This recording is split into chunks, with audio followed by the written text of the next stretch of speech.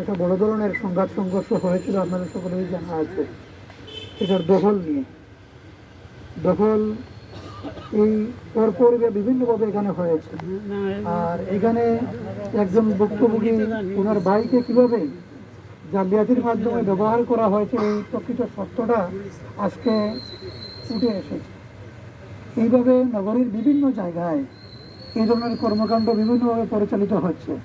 আপনারা হয়তো জানেন যে কিছুদিন আগে কীভাবে শামীমাবাদ আবাসিক এলাকায় একটা বাড়ি এভাবে আমাদের কমিশনার মহোদয়ের অত্যন্ত আন্তরিক প্রচেষ্টার কারণে সেটা উদ্ধার হয়েছে। প্রকৃত যারা প্রবাসী তারা তাদের বাড়ি ফেরত পেয়েছে। ঠিক একইভাবে এরকম আরও অনেকগুলো ক্লেম আসতেছে। ওনার স্ব উদ্যোগে আরেকটা জায়গা, এটা শিবগঞ্জের সুগন্ধা নার্সারি নামক একটা বড় জায়গা, প্রায় 100 শতক জায়গার একটা বিশাল প্লট, সেই প্লটও এইভাবে জবরদখলের মধ্যে ছিল। সেটাও কমিশনার মহোদয় তিনি অত্যন্ত ওনার বিচক্ষণতা এবং দক্ষতা দিয়ে শান্তিপূর্ণভাবে উদ্ধার করে যারা প্রকৃত মালিক তাদের কাছে হস্তান্তর করেছেন।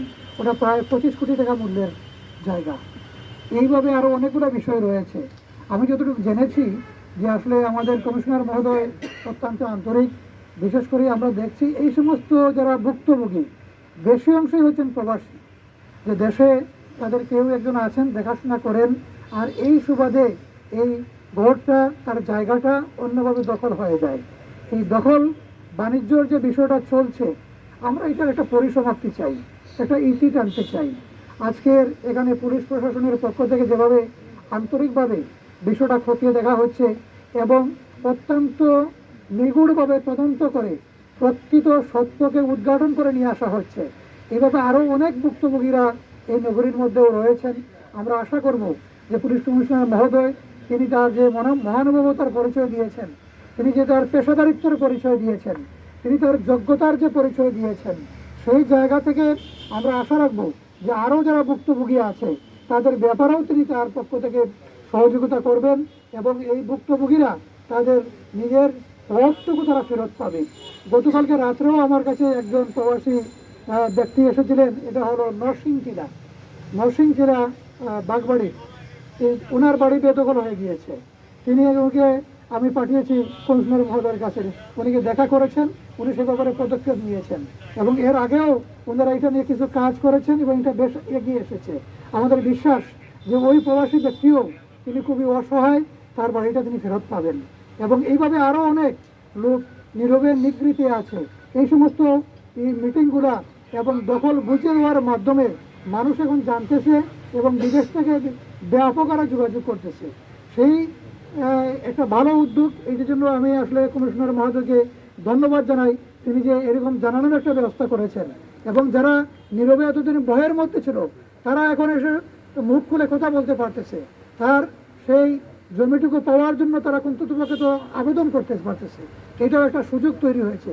এই জায়গা থেকে আমরা যেন আরও বেশি করি তাদেরকে সহযোগিতা করতে পারি এবং যে বা যারাই এই দখলবাজির সাথে যুক্ত থাকবে, আমরা আপনাদেরকে এই প্রতিশ্রুতি দিতে চাই যে আমরা রাজনৈতিকভাবে তাদেরকে কখনো প্রশ্রয় দেব না, বরঞ্চ সত্যিকার অর্থে যার মালিক রয়েছে, যিনি জমির মালিক হন আর বাসার মালিক হন, বাড়ির মালিক হন, তাকে সেটা পাওয়ার জন্য আমাদের জায়গা থেকে যতটুকু সম্ভব আমরা সর্বোচ্চ দিয়ে তাদেরকে সহযোগিতা করব এবং এই ক্ষেত্রে প্রশাসনের পক্ষ থেকে যে সহযোগিতা আমরা পাচ্ছি সেটা যদি অব্যাহত রাখে তাহলে এই নগরীকে যত অবৈধ দখলদার আছে সকল অবৈধ দখলদার থেকে মুক্ত করে প্রকৃত মালিকদের কাছে তাদের এই সম্পদটুকু বুঝে দেওয়া সম্ভব হবে।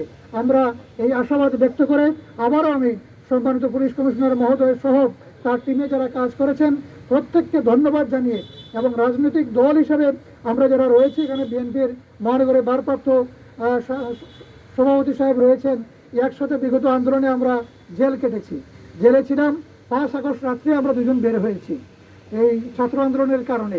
স্বাভাবিক কারণেই যে এই যে ছাত্ররা যারা রক্ত দিয়েছে তাদের যে দাবিটা ছিল, যে তাদের যে আবেগটা ছিল, যে প্রত্যাশাটা ছিল এইরকম একটি সুন্দর দেশ গঠন করা, সেই জন্য সুন্দর দেশ গঠন করার ক্ষেত্রে যেন আমরা আমাদের রাজনৈতিক অবস্থান থেকে ভূমিকা রাখতে পারি, এই জন্য আপনাদের কাছে দোয়া চাই, সহযোগিতা চাই এবং রাজনৈতিক দল হিসাবে আমরা আমাদের জায়গা থেকে বিশেষ করে বাংলাদেশ জামাত ইসলামীর পক্ষ থেকে আমরা যে কোনো ধরনের এই ধরনের বিষয়ে যখন খবর পাবো আপনাদের পাশে আমরা সক্রিয়ভাবে থাকবো ইনশাআল্লাহ।